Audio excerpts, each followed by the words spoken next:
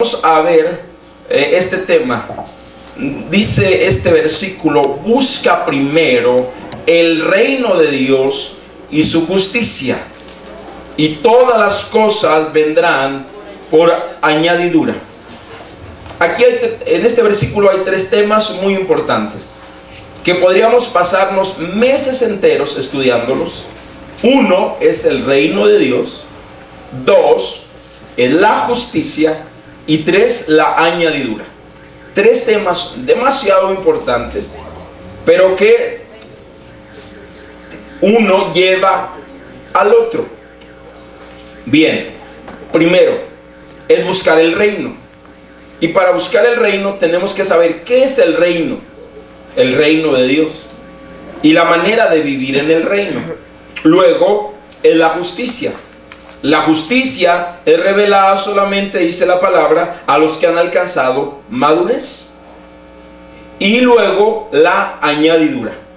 La añadidura tiene que ver con todas las bendiciones que Dios quiere traer a nuestras vidas, desde un matrimonio hasta cosas materiales. Todo es añadidura. Todo es añadidura y todo tiene principios. Todo tiene principios. Todas las bendiciones de Dios tienen principios. Pero hay dos cosas básicas. Si queremos la añadidura de Dios, tenemos que saber, uno, cómo vivir en el reino. Y dos, cómo disfrutar, porque es eso, es disfrutar y vivir la justicia de Dios. Así que ya hablé en mi última enseñanza acerca de la vida de justicia. Y el día de hoy vamos a hablar acerca de la manera de vivir en el reino de Dios. La manera de vivir en el reino de Dios. Algunos quizás ya lo sepan o lo hayan escuchado. Y para otros quizás vaya a ser una repetición. Pero a otros quizás sea algo nuevo. Pero algo importante es que tenemos que saber que en el reino siempre hay una autoridad. En el reino hay una autoridad. Y cuando nosotros no vivíamos en el reino de Dios, vivíamos en otro reino. Y ese otro reino, llamado el reino de las tinieblas, tenía también una autoridad. Así que nosotros, sin Dios, los que no viven en el reino, viven bajo el reino o bajo el dominio de Satanás. Dios no creó el reino de las tinieblas. Dios creó el reino de los cielos. Pero el enemigo, que siempre ha querido ser como Dios, creó su propio reino. ¿Cómo? ¿Y con quiénes? A través de todos los ángeles caídos que él logró convencer de dar el golpe de estado en el cielo. Él creó el reino de las tinieblas. El reino de las tinieblas está para engañar a todos los humanos, no solo a los hijos de Dios. Porque antes de ser hijos de Dios, nosotros éramos creación de Dios. Entonces, el reino de las tinieblas tiene injerencia e influencia en la creación de Dios. Y precisamente es en el huerto del Edén o en el jardín del Edén, a través del primer pecado, que el hombre entra bajo el dominio o bajo el control de Satanás. Escucha todo esto. Toda la creación está bajo el dominio de Satanás. Solo la iglesia está bajo el dominio del Rey de Reyes y Señor de Señores. Aleluya. Así que lo primero que sucede cuando venimos a Cristo es un cambio de autoridad. Dejamos de estar bajo la autoridad o gobierno de Satanás para ahora entrar bajo otra autoridad o gobierno, que es el de el Señor Jesús. Aleluya. Así que a medida que un creyente comienza su vida en el Señor, va descubriendo que la única manera de vivir y disfrutar el reino de Dios es a través de relaciones con Jesús. Es decir, nosotros, según Juan 14:6, nosotros venimos al Padre o al reino del Padre o al reino de los cielos a través de Jesús. Nadie puede venir o entrar al reino de los cielos por otro lado. No hay otra puerta. Solo Jesús es la puerta para entrar al reino de los cielos. Así que entonces nosotros tenemos que tener buenas relaciones. Y hay dos relaciones que debemos de mantener nosotros con Jesús. Y la número uno, que es la que nos da la puerta, es la de Salvador. Vamos a ver Efesios capítulo 1, verso 17, porque aquí nos habla acerca de una revelación que debemos de tener en el conocimiento. Y esto nos lleva a una relación, una revelación. Escucha, la revelación nos lleva a una relación. Es decir, a cada uno de nosotros nos ha sido revelado que solo Jesús es el camino hacia el Padre. Eso entonces nos da a nosotros una relación con Jesús como Salvador. Aleluya. Efesios capítulo 1, verso 17. Nos dice esto precisamente.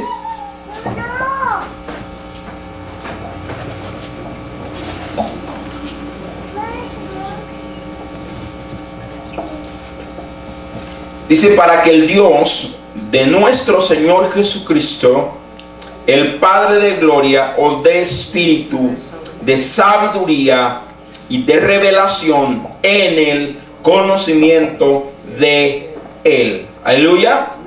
Entonces, una revelación nos lleva a una relación. Si no hay una revelación o un conocimiento previo, no hay una relación. Y luego, esa relación que tenemos con Jesús, la número uno es de Salvador. Es de Salvador. Es decir, comenzamos a tener una relación con Jesús y eso nos da entrada al reino de los cielos. ¿De qué estamos hablando? Aprende a vivir en el reino de los cielos. ¿Cómo vivo yo en el reino de el Padre? No podemos conocer, nadie puede conocer a Dios como Padre si antes no viene a través de Jesús. Juan 14:6. Yo soy el camino, la verdad y la vida, y nadie viene al Padre si no es a través de mí. Aleluya. Amén. Muy bien. Entonces, conocer al Padre es a través de Jesús. Una revelación de Jesús como Salvador nos lleva a nosotros a entender que antes éramos creación de Dios y ahora nos constituimos en hijos de Dios. Entendemos que la muerte de Jesús en la cruz nos rescató a nosotros del reino de las tinieblas y nos trasladó al reino de su amado Hijo. Amén. Aleluya. Amén. Así que hay un rey en este reino y ese rey es Jesús. Y bien, ¿de qué nos salvó Jesús? Vamos a ver de qué nos salvó Jesús. Jesús nos salvó de tres cosas. Número uno, del juicio de Dios. La Biblia nos enseña que había un juicio de Dios para los pecadores. El Antiguo Testamento dice: el alma que pecare, esa morirá. Y Primera de Tesalonicenses 1:10 nos habla de este cambio. No sé si le pueden quitar ese ruido. Primera de Tesalonicenses 1:10 dice: cuando venga en aquel día, espéreme, me fui a la segunda. 1:10 dice: y esperar de los cielos a su Hijo, al cual resucitó de los muertos, a Jesús, quien nos libra de la ira venidera. Es decir, la ira de Dios todavía no se manifiesta, pero la ira de Dios se va a manifestar sobre todo el pecado. La ira de Dios va a venir sobre todos los pecadores. Recordemos, Dios es grande en misericordia y tardo para la ira, pero ya hay una hora marcada para que la ira de Dios venga sobre el pecado. Vamos a leer Juan 3:36. Juan 3:36 dice, la verdad es que este es un versículo que trajo revelación a mi vida desde que me convertí. Dice que por el simple hecho de no creer y no aceptar a Jesús como Señor, dice que la ira de Dios está sobre ellos. Juan 3:36. Porque de repente leemos solo Juan 3:16. Pero aquí nos dice que hay un tiempo para la ira de Dios. Y ya está marcado ese tiempo. Y lo que Jesús hizo fue librarnos de la ira de Dios, del juicio de Dios. ¿Puede leer Juan 3:36? ¿Qué dice? El que rehúsa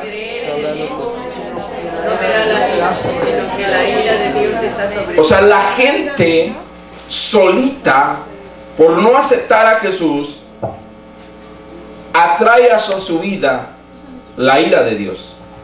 Pero vuelvo a repetir, la ira de Dios todavía no se ha manifestado. Va a haber una hora para que la ira de Dios se manifieste. Dios estará dando una y otra oportunidad a fin de que la gente sea salva y sea pasada del reino de las tinieblas al reino de la luz. Vamos a ver ahí mismo, Primera de Tesalonicenses 5:9 dice: porque no nos ha puesto Dios para ira, sino para alcanzar salvación. ¿Por medio de quién? De Jesucristo. Vuelve a reafirmar una vez más que la salvación es por medio de Jesucristo. Pero el que rehúsa, el que rechaza a Jesús, entonces la ira de Dios vendrá sobre él. Vamos a ver Romanos 5:9. Hay muchísimos versículos, hay más de 10 versículos que nos hablan acerca de este cambio o de de evitar la ira de Dios para los hijos de Dios. Y es a través de Romanos capítulo 5, verso 9.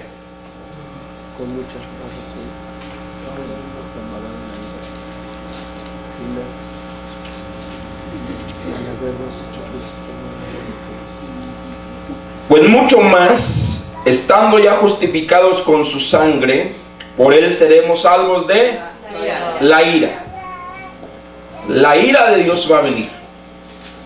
Pero para la iglesia ya fue salva de la ira de Dios. Amén. ¿Cómo? A través de Jesucristo. Aleluya. Amén. Entonces, ¿de qué fuimos salvos? De la ira de Dios. Número 2. Otra de las cosas que fuimos salvos es del poder de Satanás. Satanás tenía un poder, una influencia sobre nosotros, pero ahora ya no la tiene. Ya no tiene ese poder sobre nosotros. Amén. Hechos 26:18. Gloria a Dios. Aleluya. Amén.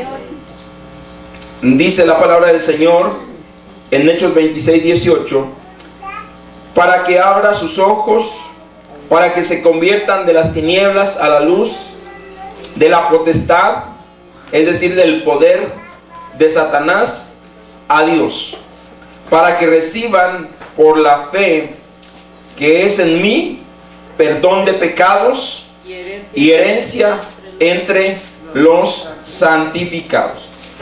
Fuimos trasladados, dice, del poder de las tinieblas, del reino de las tinieblas a la luz. Es decir, había un poder, ese poder se rompió y ahora ya Satanás no tiene poder sobre nuestras vidas. Amén. Ahora mira, si él no tiene poder, ¿por qué sí puede influenciar nuestras vidas? Porque nosotros le damos poder. ¿Cómo? A través de nuestra boca. Cada vez que nos quejamos, le estamos dando poder al enemigo. Cada vez que declaramos nuestras debilidades, le estamos dando poder al enemigo. ¿Por qué? Porque la Biblia dice, todo lo puedo en Cristo que me fortalece. Segunda de Timoteo 1:7. Dice que Él nos ha dado poder, amor y dominio propio. No un espíritu de cobardía, sino de poder, de amor y de dominio propio. Entonces la palabra de Dios nos deja bien claro que ahora el enemigo no tiene poder sobre nosotros. Aleluya. Él no tiene poder sobre nuestras vidas. Aunque no nos ha dejado sin poder a nosotros. Ahora nosotros tenemos poder sobre el enemigo. Aleluya. Vamos a ver Colosenses 1:13. Estamos hablando de la manera de vivir en el reino de los cielos, en el reino de Dios. ¿Cómo debemos de vivir? Colosenses 1:13 nos dice que nosotros hemos sido trasladados.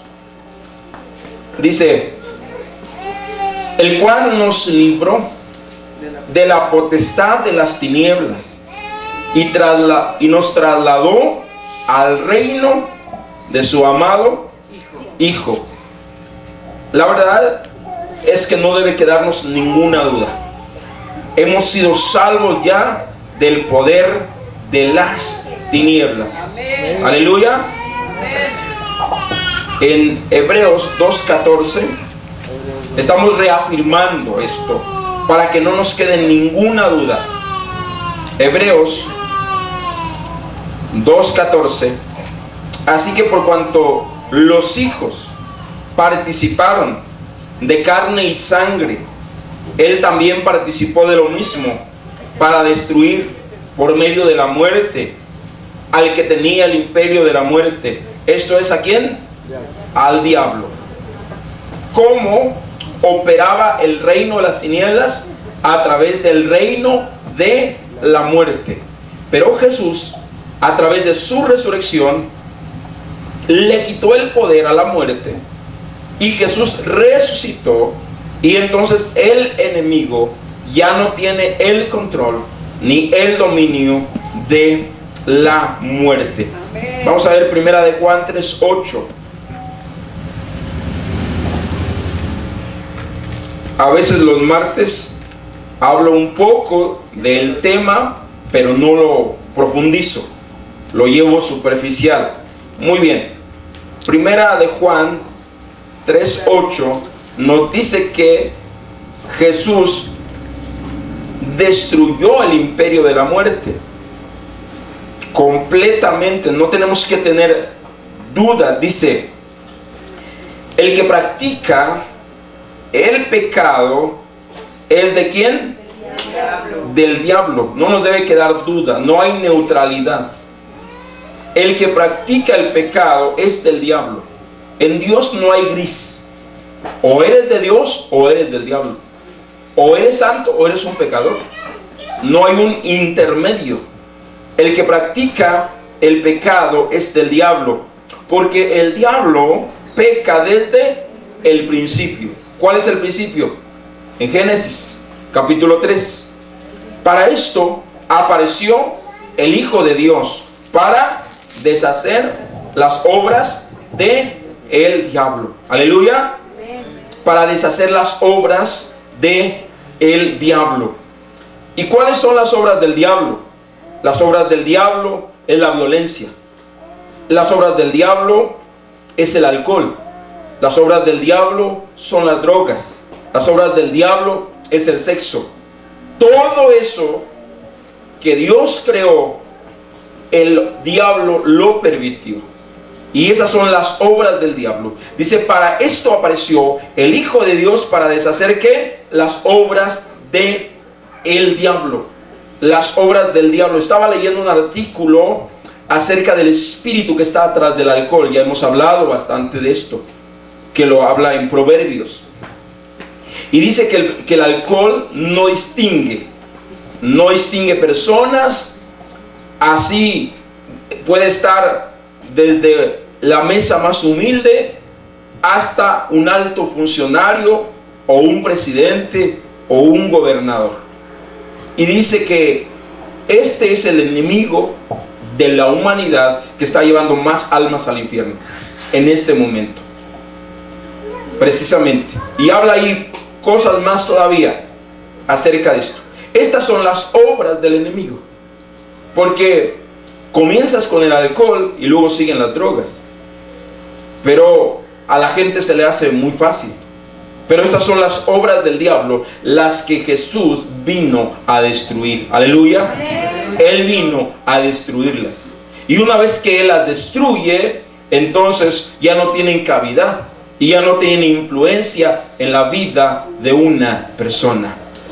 Así que tú te puedes dar cuenta, dice este artículo, cómo el alcoholismo viene desde tiempos ancestrales y siempre ha traído destrucción, siempre ha provocado destrucción y ha ido evolucionando.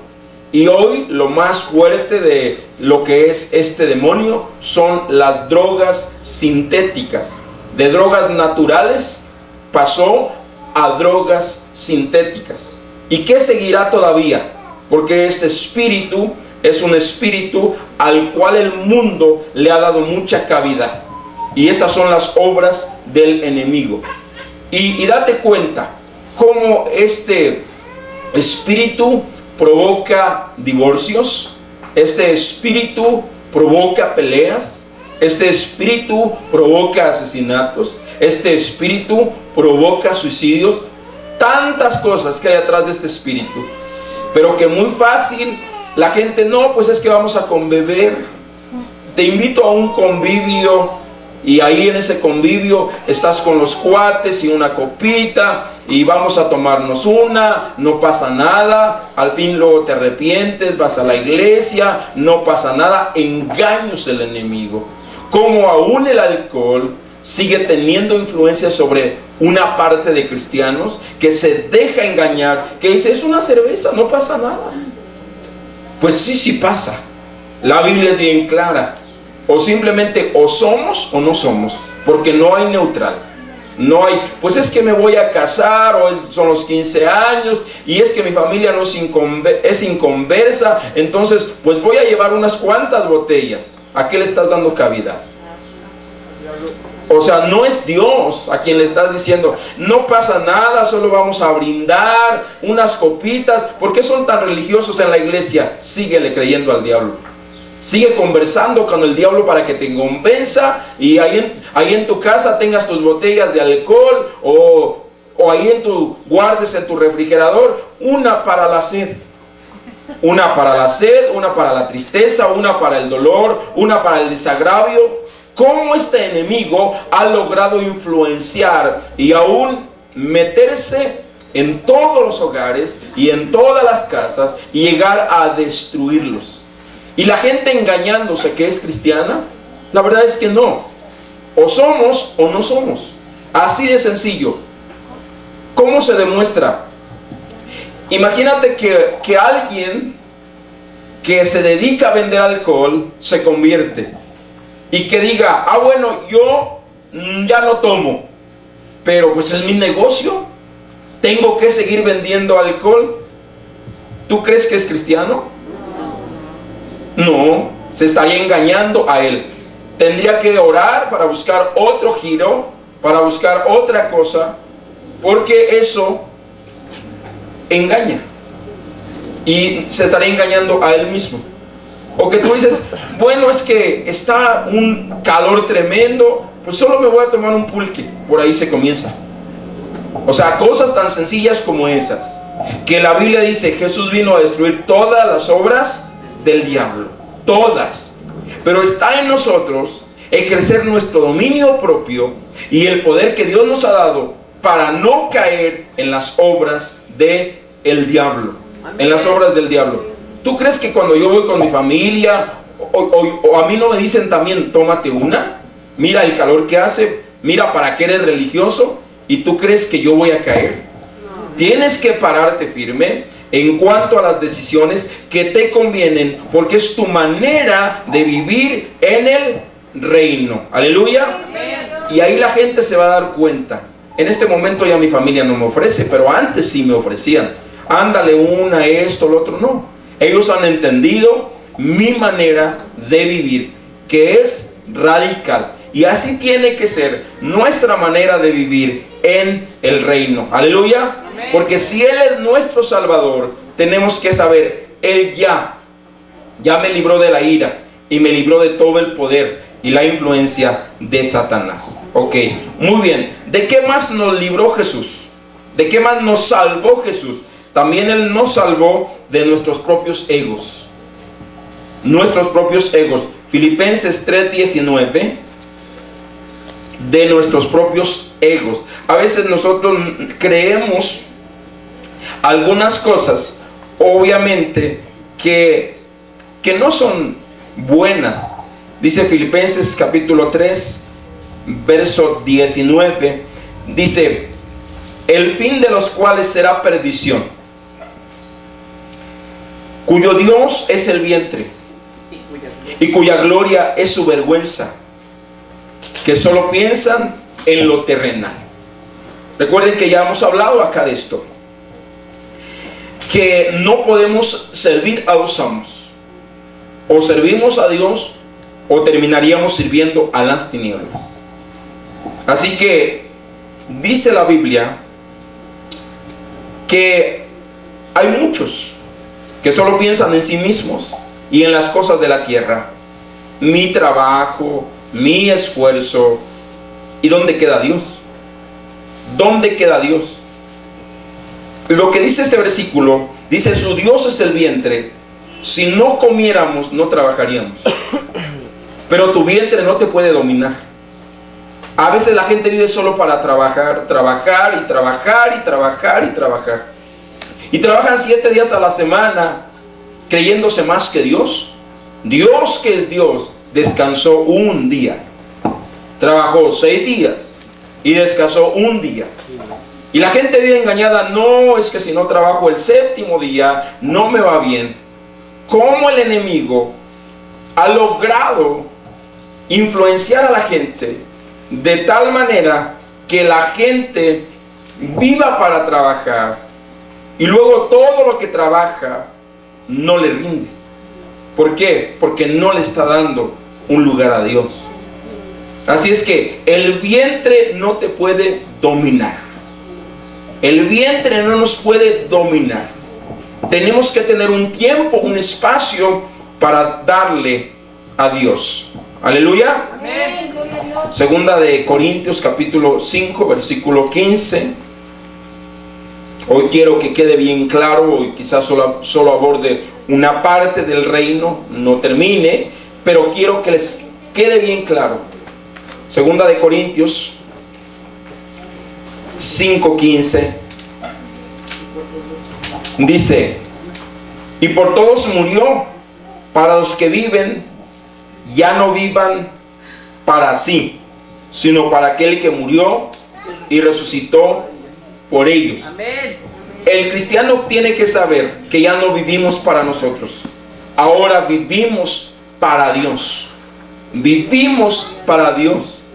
Todo lo que hagamos en esa tierra ahora ya no es para nosotros mismos, ahora es para Dios. Ahora somos representantes de Dios aquí en la tierra. También vamos a ver Tito.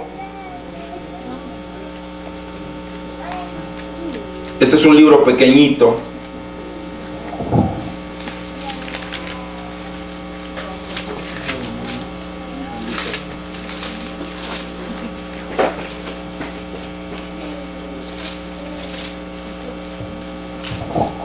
3:3. Que a nadie difamen, que no sean pendencieros, sino amables, mostrando toda mansedumbre para con todos los hombres. Es decir, los cristianos no podemos vivir aquí dando gloria a Dios, levantando manos el domingo, y allá afuera las mismas manos que bendicen golpear, las mismas manos que bendicen injuriar, pendencieros, peleoneros, gente que provoca al jefe, que provoca... O sea, tú no puedes ser cristiano de doble cara. Tú tienes que ser un cristiano íntegro en toda la extensión de la palabra. ¿Por qué? Porque no podemos vivir engañados. Una vez más, que a nadie difamen, que no sean pendencieros. ¿Qué es difamar? Difamar es hablar algo que no es verdad. Nosotros los cristianos no podemos participar en difamar a la gente, en chismear, en dar nuestra opinión cuando no nos la pidieron. La verdad es que ahora redes sociales, tú puedes dar tu opinión de todo, pero ¿en qué te ayuda? ¿En qué ayudas a la gente? Difamándola, o hablando mal, o poniéndole ahí no sé qué cosas en sus estados. Tú tienes que saber que todo debe ser. Yo no quiero que haya apodos aquí. No quiero que le llamen perro ni gato a nadie. Necesito que demuestren que son hijos de Dios. Dice que a nadie difamen, que no sean pendencieros, sino amables. Amables. Tenemos que ser amables. Si aprendemos a ser amables aquí dentro, vamos a poder ser amables con la gente allá afuera. A veces podemos, yo no sé cuándo les ha pasado, que aquí todo el mundo te saluda, algunos me han dicho, y allá afuera te dan la vuelta. O sea, o somos o no somos. O somos realmente el cuerpo de Cristo, o qué somos. Amados, necesitamos entender, necesitamos saber que ya hemos sido librados de esa manera de vivir. Yo les digo, bueno, si ustedes te dicen nombres de animales, entonces ustedes están en el arca de Noé. Y la iglesia no es eso. En la iglesia no debe haber apodos. En la iglesia no debe haber señalamientos. En la iglesia tenemos que hablarnos como te llamas. Y la próxima vez que te digan animal, dile, ¿no conoces mi nombre? Me voy a presentar, mi nombre es fulano de tal. ¿Estamos entendiendo? Amén. Porque no debemos de permitir nada de eso, porque no vivimos en el reino de las tinieblas. Y hoy todo lo que hablamos, todo lo que escribimos a través de WhatsApp, todo eso habla de dónde estás viviendo. Ahora tú dices, pastor, eso es demasiado religioso. Eso es el reino. Eso es el reino. Es ser luz a donde quiera que vamos. Aleluya. Imagínate por ahí que vas caminando y te gritan un apodo y saben que eres cristiano. ¿Tú crees que eso es correcto? Tenemos que quitar todo eso que es de nuestra cultura mexicana y tenemos que dejarlo a un lado. Una vez más dice, mostrando toda mansedumbre para con todos los hombres. Él no es, en la iglesia hablo de una manera y allá en mi escuela hablo de otra manera. Quisiera tener una cámara para mandar a grabar a algunos, para ver qué es todo lo que hacen cuando no vienen a la iglesia. Pero bueno, les digo que hay una cámara mayor que es Dios. Y que Dios está viendo todo y sabe si nos comportamos de la manera correcta o no lo hacemos de la manera correcta. Así que si Él es nuestro Salvador, Él nos libró ya de la mala manera de hablar, de la mala manera de tener relaciones con las personas. Una vez más, tenemos que tener una buena relación con Jesús como Salvador, porque Él ya nos libró de nuestros propios egos. Primera de Pedro, capítulo 1, verso 18. Y les podría dar 10 citas que hablan acerca de esto, pero solo tomo algunas pocas. Primera de Pedro, capítulo 1, verso 18.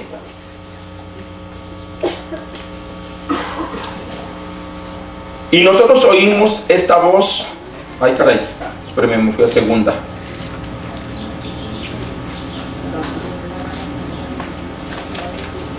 Sabiendo que fuiste rescatados de vuestra vana manera de vivir.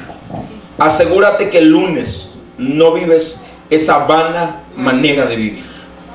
Asegúrate que es real tu vida. Real, que no vives con una careta. Los domingos, una máscara, y entre semana, otra cara. Completamente. Desobedeces a tus padres, te vale lo que te dicen, llegas tarde, no lo respetas, dices, yo ya soy mayor, muy mayorcito, vete de mi casa, cómprate tus cosas, no me quieres obedecer, aquí hay reglas, y si no me quieres obedecer, muy sencillo, la puerta está demasiado ancha, vete. Es que ya tengo 25 años, sí, pero aquí hay reglas y aquí se llega a cierta hora, aquí no es un hotel. ¿Estamos entendiendo? Porque o tienes una vida real o tienes una vida vana. Dice que vivíamos una vida vana. Y el día de hoy tenemos que ser personas reales. El mundo quiere ver la manifestación de los hijos reales de Dios. Y cuando Dios ve a un hijo real, Dios lo respalda. Amén. Dios respalda a un hijo real, no a un hijo vano. Amén. A un hijo vano, ¿saben qué sucede con? Si conocen lo que es vano, es algo que no ha madurado. Por ejemplo, el garbanzo, cuando nosotros trillábamos garbanzo, después de que se trillaba el garbanzo, entonces se limpiaba para que se fuera toda la paja. Y todo el garbanzo o el frijol que no madura se lo lleva el viento, es vano, no prevalece. Entonces no podemos vivir algo vano, porque todo lo vano no lo puede respaldar Dios. Tenemos que ser hijos reales del reino. Amén. Tenemos que ser hijos reales de lunes a domingo. Amén. Hijos reales, no viviendo una vida de apariencia, no siendo cristianos de chocolate. Los cristianos de chocolate se derriten a la primera. No siendo solamente un fantasma. Hoy soy y después me desaparezco y ya no soy, me camuflajeo con el mundo y me comporto peor que el mundo.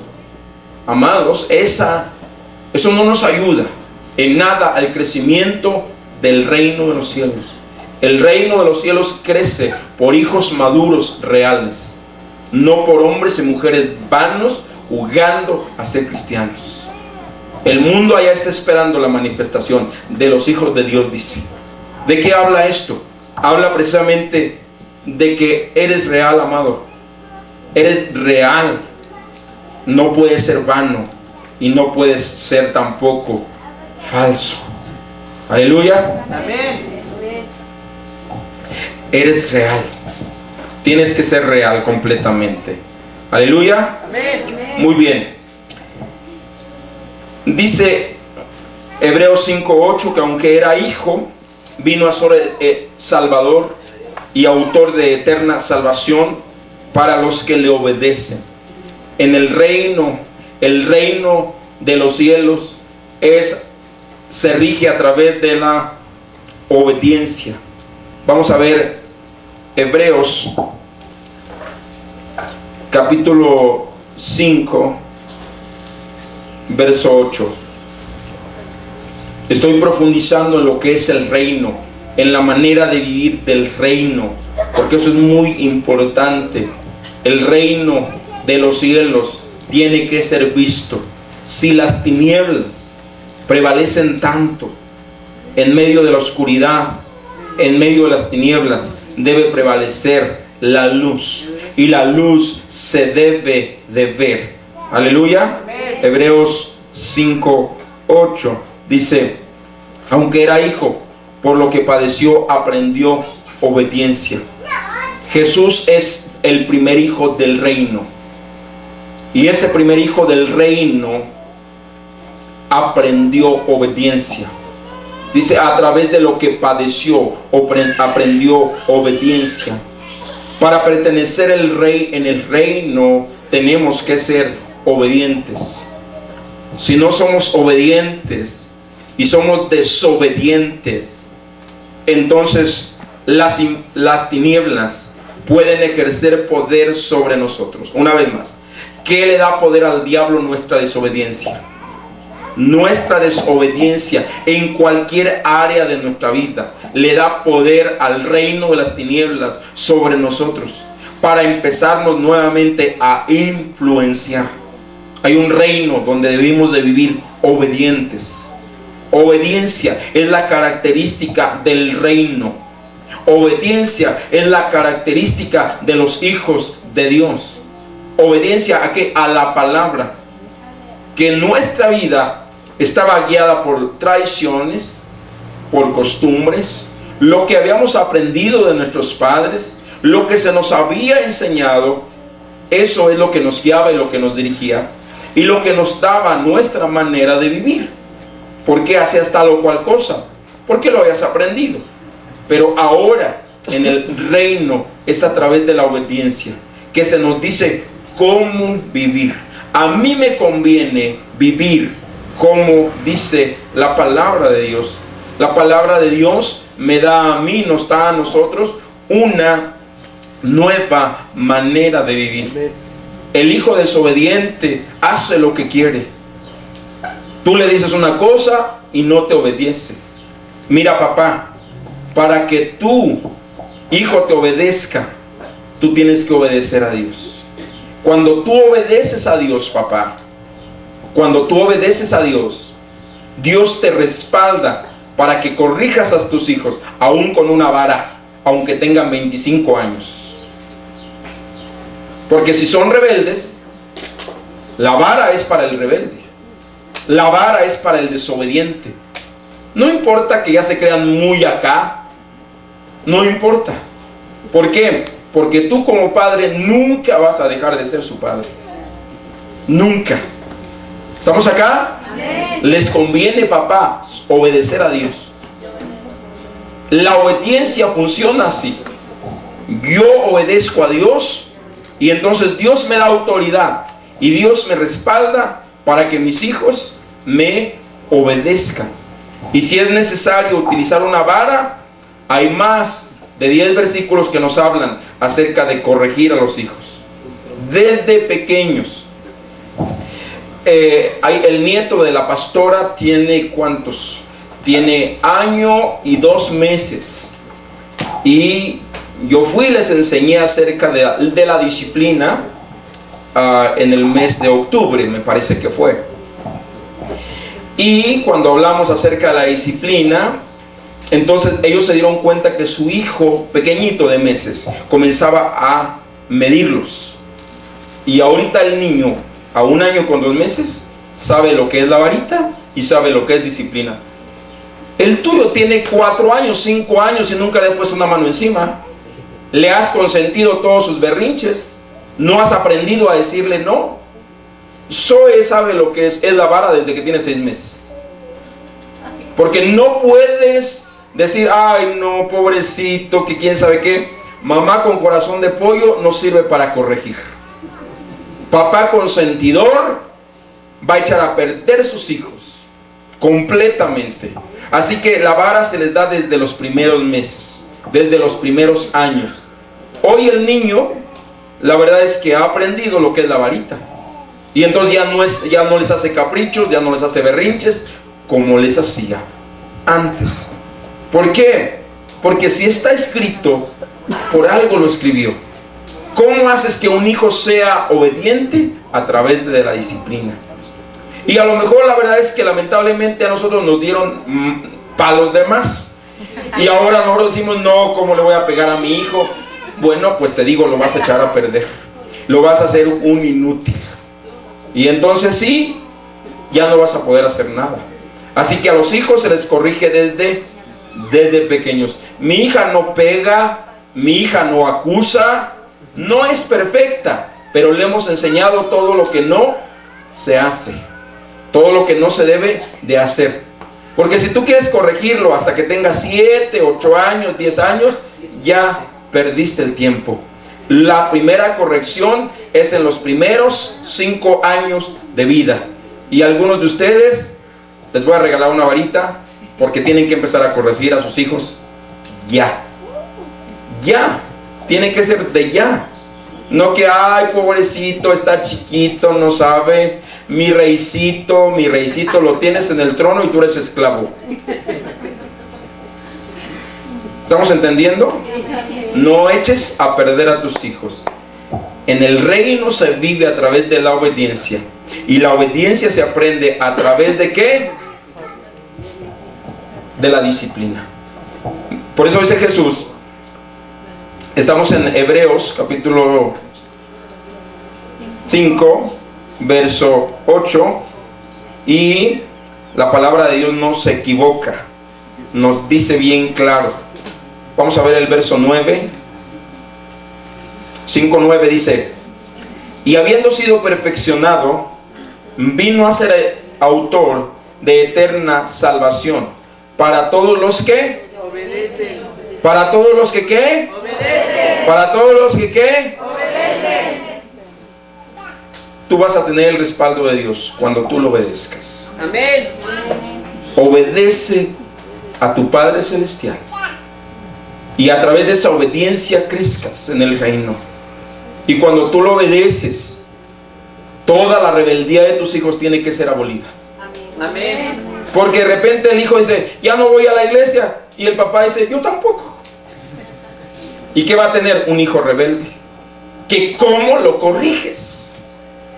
Si el reino de los cielos se rige por la obediencia, el reino de las tinieblas se rige ¿por qué? Por la desobediencia. Por la desobediencia.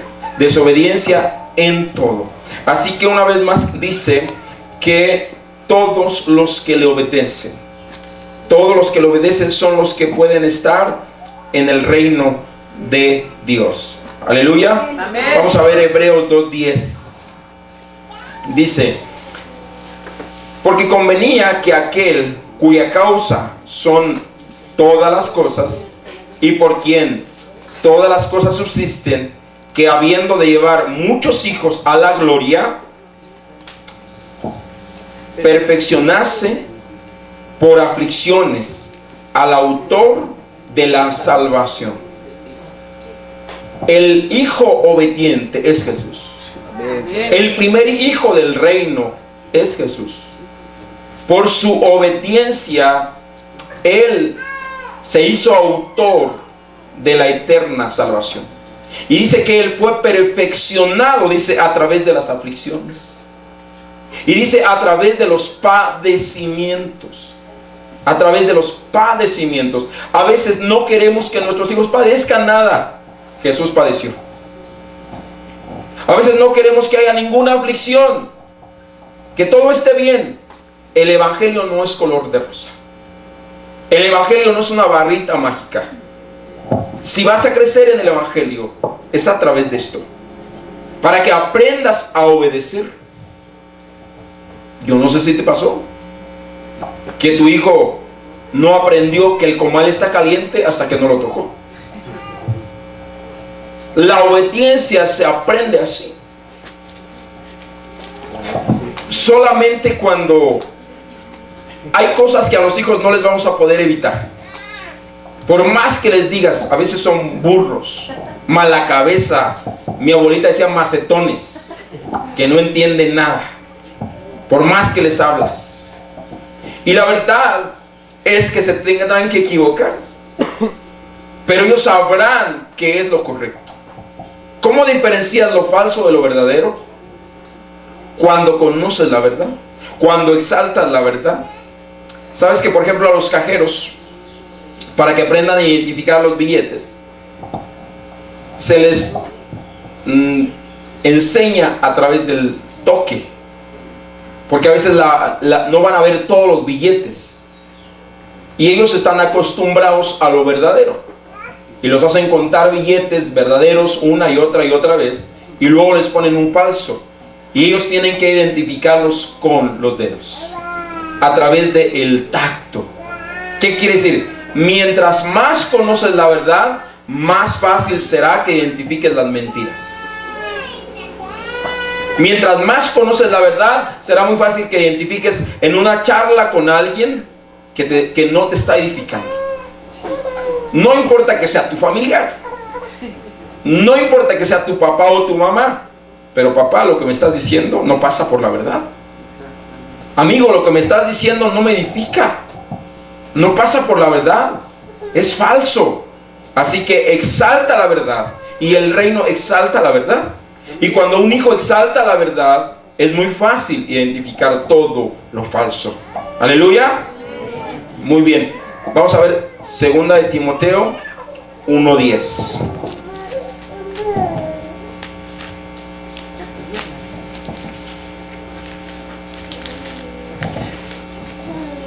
Pero que ahora ha sido manifestada por la aparición de nuestro Señor, de nuestro Salvador Jesucristo, el cual quitó la muerte y sacó a luz la vida y la inmortalidad por el Evangelio. Una vez más, Él es el autor por su obediencia. Aleluya. Entonces esta es la primera relación, la de Salvador. Ahora yo te pregunto, ¿de qué fuiste salvo? Ahora te pregunto, ¿eres salvo? Amén. ¿De qué fuiste salvo? Del pecado. Hemos sido salvos de todo. De la ira de Dios. ¿De qué más? Del poder de Satanás. Ahora, ¿por qué tiene poder Satanás? Porque quiere llevar a la gente al infierno. Él quiere seguir engañando. Él no se quiere ir solo. Él se quiere llevar a todos los que pueda. Por eso es que Él sigue teniendo poder, pero ya no sobre nosotros, ya no sobre la iglesia. La segunda relación que debemos de tener en el reino es la de Señor. La de Señor. Y no el Señor del chorrito, ni de la tablita, ni de la piedrita, ni el Señor de quién sabe qué. El mundo tiene muchos señores. La iglesia tiene un solo Señor.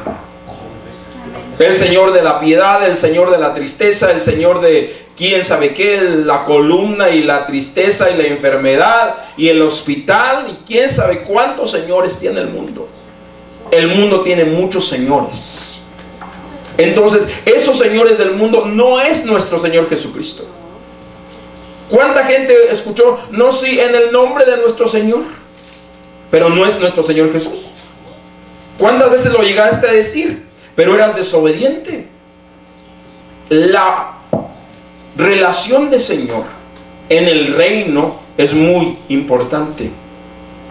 Cuando conocemos a Jesús como Salvador, porque muchos quieren a Jesús como Salvador, pero no como Señor. Pero el reino de los cielos necesita que nosotros tengamos una relación con Jesús como Señor. Una vez dentro del reino, tienes que saber que hay un rey, que hay un Señor. Antes tenías un Señor y sin darte cuenta lo servías. Antes tenías un Señor y sin darte cuenta tenía Él poder sobre ti. Ahora le conocemos como Salvador. Y la segunda parte es conócelo como Señor. El reino, todos los reinos tienen un rey. Y Jesús es nuestro Señor. Aleluya. ¿Qué implica que Jesús sea nuestro Señor? Que Él tome el control de toda nuestra vida. Porque a veces le decimos, sí, Señor, yo te recibo como Salvador, pero, híjole, como Señor es vivir bajo la autoridad de ese Señor. Vivir bajo el gobierno de ese Señor. Vamos a ver Colosenses capítulo 2, versículo 6. Dice, por tanto, de la manera que habéis recibido al Señor Jesucristo, andad en Él. Andad en Él. ¿Qué implica que Él sea mi Señor? Que yo hable como mi Señor, que yo piense como mi Señor, que yo viva como mi Señor. Andad en Él. Andad como Él anduvo aquí en la tierra. Él fue el primer hijo obediente. Y eso lo hace a Él Señor. Su obediencia lo hace tomar a Él un lugar como Señor en el reino. Aleluya. Así que vamos a ver 1 Corintios 12:3 dice: por tanto, os hago saber que nadie que hable por el Espíritu de Dios llama anatema a Jesús, y nadie puede llamar a Jesús Señor sino por el Espíritu Santo. Una vez más, el mundo tiene señores. La religión tradicional ha creado muchos señores, pero ninguno de ellos, aunque lo pinten en una cruz, ninguno de ellos es el Señor Jesús. Ni el Señor fulano, ni el Señor fulano, ninguno. Ni el Señor del pueblito, ninguno. Yo no sé cuáles son los señores de aquí, pero ninguno es el Señor Jesús. La gente vive engañada, creyendo que está obedeciendo, adorando al Señor Jesús. Pero una vez más, ninguno es el Señor. Allá afuera, ninguno es el Señor. ¿Qué implica que alguien sea tu Señor? Que lo sirves, que lo obedeces y que lo adoras. Así que aparte de esos señores falsos de idolatría, hay otros señores también. El trabajo es un señor. Alguno de tus hijos puede ser tu Señor. Así es. Es decir, un Señor es algo a lo cual tú le dedicas tiempo, lo adoras y lo sirves. Asegúrate que ninguno de tus hijos es tu Señor. No puedes llamar: ay, mi reycito, no le digas nada, no le lleves la contraria porque se enoja. Pues que se enoje, que llore si es necesario, no le va a pasar nada si llora, punto. A veces lo cargas tanto en brazos desde chiquito porque no quieres que llore. Así vas a hacer toda tu vida. Lo vas a acostumbrar a solucionarle toda su vida. Ay, es que es el chiquito, es el coyotito. Ándale pues. Lo vas a terminar consintiendo, echándolo a perder. Y se convierte en el Señor de tu vida. ¿Quién es el Señor de tu vida? Hoy Jesús es el Señor de tu vida y nadie puede ocupar el lugar del Señor. Aleluya. Ni tu marido, ni tu esposa, ni tu trabajo. ¿Por qué? El Señor es al que le obedeces. Para que tú obedezcas a tu marido tiene que tener como Señor a Jesús. Punto. Las mujeres dicen amén. Y si no, Dios respalda. El que digas a tu marido: mira, ahí te quedas, ahí desayunas solo, yo me voy a la iglesia. Yo me voy a ver a mi Señor. Tú eres mi marido, pero no eres mi Señor. Y maridos, igual con sus mujeres, espero que no tengan una mandona, pero tienen que decirle igual: mujer, no quieres ir tú, yo tengo un Señor al cual servir, tú no eres mi Señor. Aleluya. Y aún a los hijos, y aún al trabajo, decirle a tu trabajo: yo tengo un Señor, tú no eres mi Señor. Tú eres un medio por el cual mi Señor me bendice, pero tú no eres mi Señor. Aleluya. Porque luego el dinero es el Señor. ¿Por qué no viene? Es que puse un negocio y ahora el negocio me absorbe y entonces lo cierro a las 12 de la noche y entonces el dinero empieza a ser tu Señor. ¿Estamos entendiendo? Y es que los domingos tengo que trabajar, porque si no trabajo los domingos no como toda la semana. ¿Quién es tu Señor? El dinero.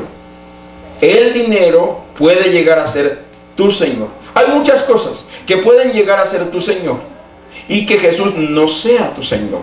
Pero tenemos que entender una vez más que nadie llama a Jesús Señor sino por el Espíritu.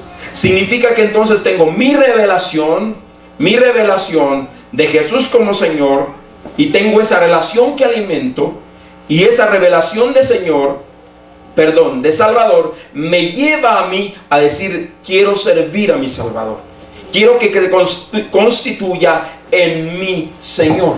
Aleluya. Y esta es una parte que cuesta trabajo.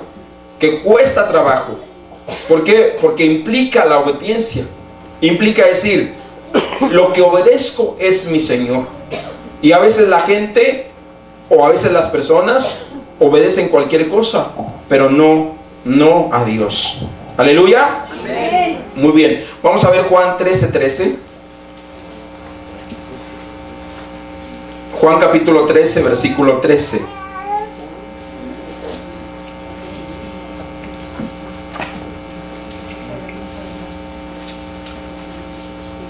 Vosotros me llamáis maestro y Señor, y decís bien, porque lo soy. Pues si yo, el Señor y Maestro, he lavado vuestros pies, vosotros también debéis lavaros los pies los unos a los otros. Aquí está diciendo, el Señor vino a servir. El Señor vino a servir. Y Él nos dice que nosotros debemos servirnos los unos a los otros. Aprender a servir. Cuando Jesús es nuestro Señor y entendemos que somos iguales, que no hay diferencia entre nosotros, aprendemos a servirnos.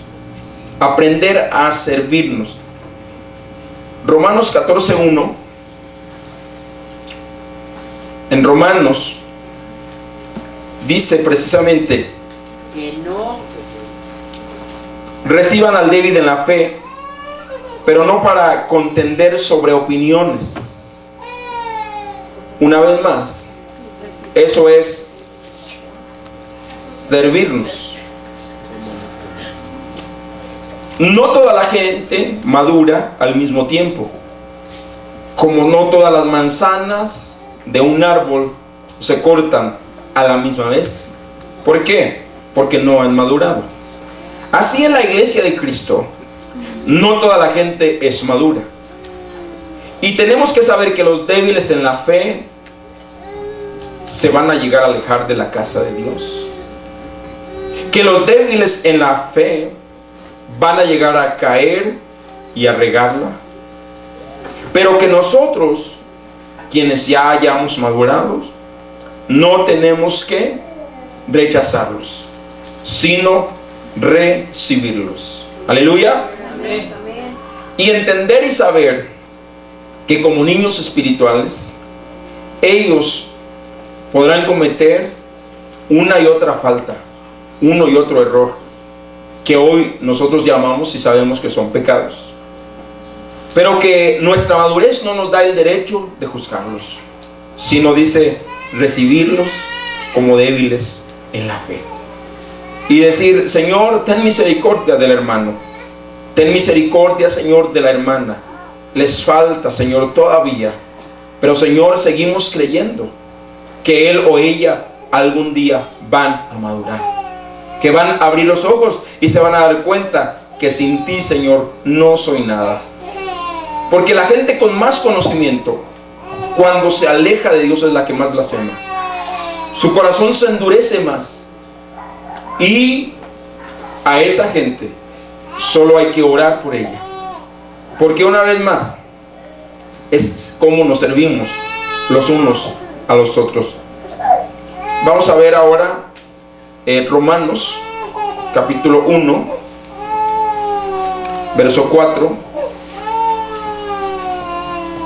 Romanos 1 dice que fue declarado hijo de Dios con poder, según el Espíritu de santidad, por resurrección de entre los muertos. El haber vencido a la muerte le da a Jesús un derecho, que es ser declarado hijo de Dios. Él fue el primer hijo de Dios. Y después, porque Él fue hijo de Dios, Él ha llevado muchos hijos a la gloria, como ya lo leímos. Él nos ha traído a nosotros como hijos. Y ahora nosotros debemos de vivir como hijos del reino. Cuando hemos entrado al reino de la luz, podemos disfrutar de todas las cosas para las cuales fuimos creados. Un hijo tiene derechos, pero un hijo también tiene deberes y también tiene obligaciones. Y a veces como humanos nos cuesta trabajo cumplir con nuestros deberes, pero sí queremos las bendiciones, sí queremos reclamar nuestros derechos. Y la verdad es que cumplir con el deber, escucha bien, cumplir con el deber te da el derecho de la bendición. Cumplir con el deber te da el derecho de los beneficios del reino. Si no cumplimos con nuestros deberes, no podemos recibir los beneficios de el reino. El reino tiene muchas bendiciones. La tercera parte, precisamente del versículo que estamos hablando, de Mateo 6:33, es la añadidura. La añadidura en el reino viene porque cumples los deberes. Si tú cumples con tus deberes como hijo de Dios, entonces Dios no va a escatimar en bendecirte. A veces la gente quiere ser bendecida, pero no quiere cumplir con sus deberes. Y los deberes en el reino son sencillos: congrégate, ama a tu hermano, no importa lo que te haga, continúa amándolo, perdona. ¿Cuántas veces debo perdonar? Todas las veces que sea necesario. ¿Y a quiénes debo perdonar?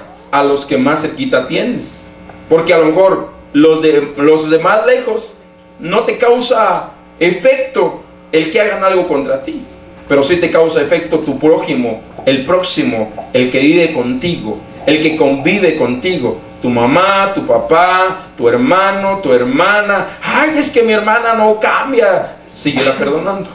Ay, es que mi hermano, síguelo perdonando. Aleluya. Para poder permanecer en el reino es a través del perdón.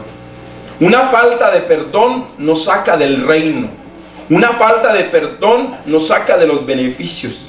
Así que asegurémonos que no tenemos faltas de perdón. Primera de Corintios 8:6. Primera de Corintios capítulo 8 versículo 6 dice: para nosotros, sin embargo, solo hay un Dios, el Padre, del cual proceden todas las cosas, y nosotros somos para Él, y un Señor, Jesucristo, por medio del cual son todas las cosas. Solo hay un Padre y un Señor. Solo hay un Padre y un Señor. Y cuando estamos en ese reino del Padre, entonces tenemos que vivir conforme al reino. Aleluya. Amén. Primera de Corintios 4:5. Así que no juzguéis nada antes de tiempo, hasta que venga el Señor, el cual aclarará también lo oculto de las tinieblas y manifestará las intenciones de los corazones, y entonces cada uno recibirá su alabanza de Dios. No juzgues al que se equivoca. A veces, ¿qué nos da derecho a nosotros? A veces creemos que porque somos el esposo o la esposa, o porque somos el papá, porque se equivocan, podemos juzgarles. Pero la Biblia es clara: no juzgues a nadie. El hecho de ser hijos y haber madurado, nadie nos ha dado un trono de juicio. No podemos sentarnos y juzgar y condenar, porque al final dice que Dios manifestará todas las cosas, y aún las intenciones del corazón. ¿Por qué juzgas a tu papá si se equivocó? ¿Por qué juzgas a tu mamá si se equivocó? Más bien ten y expresa misericordia hacia ella o hacia él. ¿O por qué juzgar a tus hijos también si la están regando una y otra vez? Por encima del juicio debe estar el amor. Pero el amor de Dios, aleluya, no un amor convenenciero. Porque a veces el amor de las parejas es un amor convenenciero. Te amo si no me fallas. El día que me falles, te dejo de amar. ¿Cuántas veces tú le has fallado a Dios? Y yo me pregunto si Dios te dejó de amar. Si Dios nos ha dejado de amar a nosotros. Así que entonces, otra de las cosas para permanecer en el reino es no juzgar. No juzgar. Cuando tú levantas el dedo acusador, sales del reino. Cuando tú comienzas a juzgar a alguien, sales del reino. Ya no estás en el reino. Ya no puedes vivir en el reino. Ya empiezas a tener influencia del reino de las tinieblas. En el reino de Dios no hay juicio. Aleluya. Él ya nos libró de todo el juicio de la ira. Aleluya. Ahora nosotros, ¿quiénes somos para juzgar? Si el que nos va a juzgar nos ama. Entonces, una vez más, el amor está por encima del juicio. En el reino de los cielos, el amor está por encima de todo juicio. Amén. Por encima de todas tus opiniones. Mejor ama a la gente. A veces da tus opiniones y no te la pidieron. ¿En qué beneficia tu opinión? Mejor ama a la gente. No opines. Si tu papá no se quiere arrepentir, no opines. Mejor ámalo, muéstrale. No quieras pagarle con la misma moneda, porque eso se llama venganza.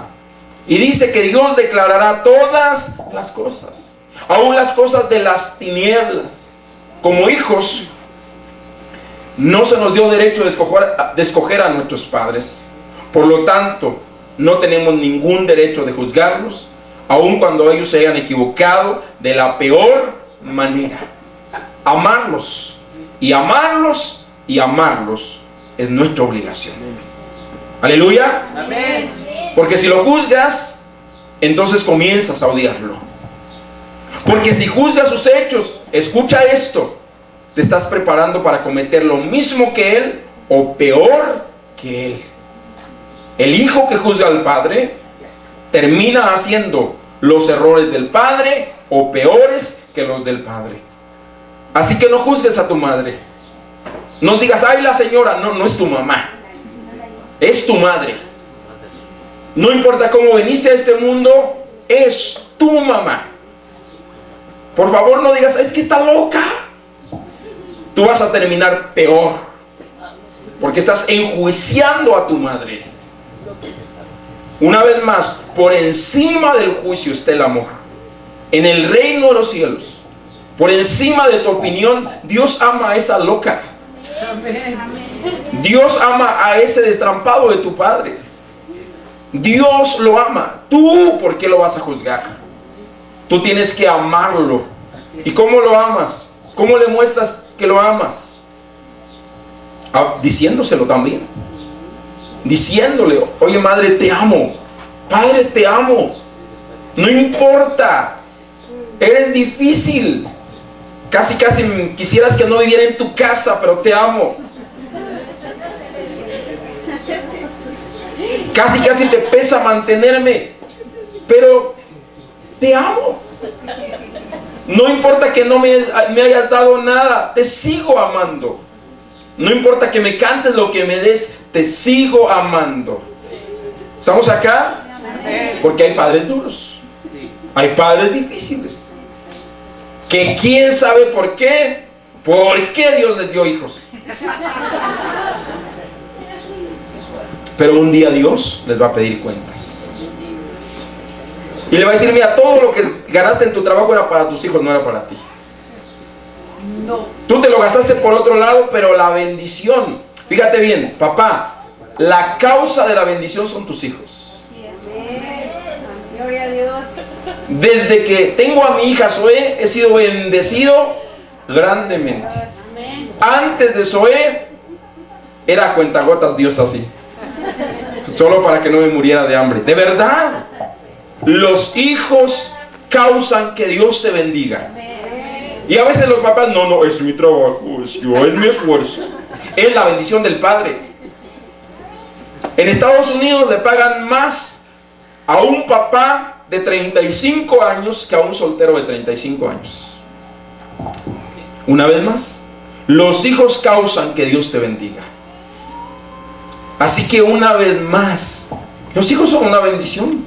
No importa cómo sean, pero los hijos son como tú los has hecho. Los hijos son tu modelo. Y a veces algunos papás dicen, es que echando a perder se aprende. Pues ya, por favor. Aleluya, ¿estamos acá? Muy bien. Vamos a leer Colosenses capítulo 2. Ya estamos terminando.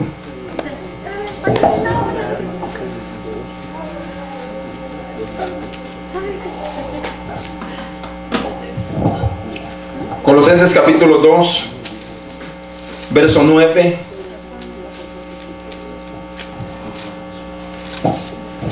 Porque el que habita corporalmente, porque en él habita corporalmente toda la plenitud de la deidad. En Jesús, en Cristo, está toda la plenitud de el Padre. Por eso Jesús dijo, el que me ha visto a mí, ha visto al Padre. Ahí te va. En el reino, tú eres Cristo en la tierra. En el reino, tú eres Cristo en la tierra. La gente que te ve aquí, que te ve a ti, ve a Cristo. Tus vecinos dicen, es cristiano. Ellos no lo entienden. Ellos no lo entienden. Ellos no lo saben. Pero te están viendo. Tú eres la Biblia que muchos están leyendo. Tus amigos están leyendo en ti. Y más si están leyendo tu Facebook. Tus amigos están leyendo la Biblia que tú eres. No solo eres Cristo en la tierra, en ti como en Cristo habita la deidad, en nosotros habita el Espíritu Santo. Y al habitar el Espíritu Santo, en nosotros está Dios. Aleluya. Amén. Y Dios se mueve a donde quiera que tú vas. Si tú vas a un lugar no muy grato, no agradable a Dios, no trates de esconder a Dios. No. Yo conozco a un amigo, es pastor hoy, pero él tenía otro amigo, que hoy los dos sirven a Dios. Y uno se convirtió, uno de ellos se convirtió toda su vida, son vecinos, vivían en la misma calle, y toda su vida se conocían, llegaron a la universidad, uno se convierte, y el otro lo seguía invitando a tomar. Y cuando lo invitaba a tomar, el otro terminaba predicándole a Cristo. Tomado, pero terminaba hablándole de Cristo. Hoy los dos son siervos de Dios. Es que a Dios no lo puedes ocultar. A Dios no lo puedes ocultar en ningún lugar. Asegúrate que Cristo va donde tú vas. Asegúrate que manifiestas a Cristo en tu casa con tus hermanos. Asegúrate que lo manifiestas en tu trabajo. Asegúrate que lo manifiestas a cualquier lugar. Porque hoy tú y yo somos los únicos representantes del reino de los cielos en la tierra. Y Satanás tiene muy buenos representantes. Cristo debe tener mejores representantes. Aleluya. Todo en nuestra vida debe ser para influenciar. Si vas a abrir un canal de YouTube para subir videos, asegúrate que es para edificar. No es para hacer tonterías y babosadas. De esos ya hay muchos en el mundo. Necesitamos gente que sea luz, gente del reino, que hable la verdad. Aleluya. Que viva la verdad, que predica lo que cree, que el reino de Dios está a donde quiera que nos movemos. Aleluya. Muy bien, vamos a ver el versículo. Estamos en Colosenses capítulo 2, versículo 9, el 10. Vosotros estáis completos en Él. Él es la cabeza de todo principado y potestad. Aleluya. Cuando tú entiendes que estás completo, tú no estás buscando tu media naranja, porque vas a encontrar tu medio limón. ¿Estamos entendiendo? Es decir, si yo estoy completo en Él, yo no necesito a nadie para realizarme. Porque si ese es tu entendimiento, te vas a equivocar cuando estés buscando tu pareja. Y vas a buscar a alguien muy parecido a ti y vas a fracasar. Tienes que buscar a alguien muy diferente a ti. La media naranja, eso es completamente falso. Completamente falso. Dios nos hizo completamente diferentes. Y nuestras relaciones en el reino de los cielos deben de mantenerse así, en el orden de Dios. Aleluya. ¿Cuántos que tienen varios años de casados se han dado cuenta que su pareja no se parece en nada a ustedes? Nada, que son completamente diferentes, que son como el agua y el aceite, que tienen gustos. Y cuando eran novios que decían, ay, se parece un montón a mí, es mi media naranja, tenemos los mismos gustos. Eso es completamente falso. Eso se acaba en el primer año de matrimonio. Y lo que hace que prevalezca un matrimonio son las diferencias. Matrimonios, tomen el curso de matrimonios para que entiendan que sus diferencias es lo que le da poder a su matrimonio. Es como un candado y una llave. Así exactamente es el matrimonio. La llave sin el candado no sirve para nada. El candado sin la llave no sirve para nada. Y entendemos, no me parezco nada a ti. Somos completamente diferentes. Pero son nuestras diferencias que Dios utiliza para que su poder se perfeccione en nosotros. Amén. Y saben que no son las diferencias las que divorcian, son las igualdades. Así es. Es que no es igual a mí. Pues te equivocaste, porque efectivamente no es igual a ti. ¿Estamos entendiendo? Amén. Así que no busques que tu marido se parezca a ti. No busques que tu esposa se parezca a ti. Una vez más, en Cristo estamos completos. Amén. Dice que en el reino estamos completos. Para que no te cases por desesperación. Yo estoy completo en Cristo.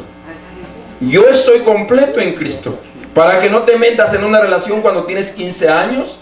Yo estoy completo en Cristo. Aleluya. Amén. A mí no me falta nada en Cristo. Yo no necesito a nadie. Porque eso es dependencia. Uy, no, si no está conmigo me siento mal. Si no me habla, si no quién sabe qué, si no quién sabe cuándo. Yo les digo a ese tipo de parejitas, por favor, déjense de hablar 3 meses. Vamos a probar si esto es de Dios o no es de Dios. No quiero que se vean en 3 meses. Vamos a probar. Vamos a creer. A ver si aguantan. Y algunos pueden decir aleluya. Y si no puede decir aleluya, diga ouch. O diga ay chihuahua. Pero el amor o las relaciones tienen que ser probadas. ¿Por qué? Porque yo estoy completo en Él. Amén. Porque yo no necesito otra cosa. Yo lo necesito a Él. Amén. Mi relación con Él me lleva a la plenitud. Porque los que no entienden eso, hoy tienen uno, mañana tienen otro, pasado mañana tienen otro. Bueno, pues ¿qué tienes una lista de cuántos o qué? ¿O de cuántas?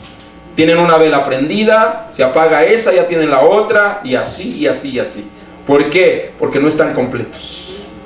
Porque no están completos. Pero tenemos que aprender, en el reino de Dios estamos completos. Aleluya. Así que, amados, necesitamos entender esto.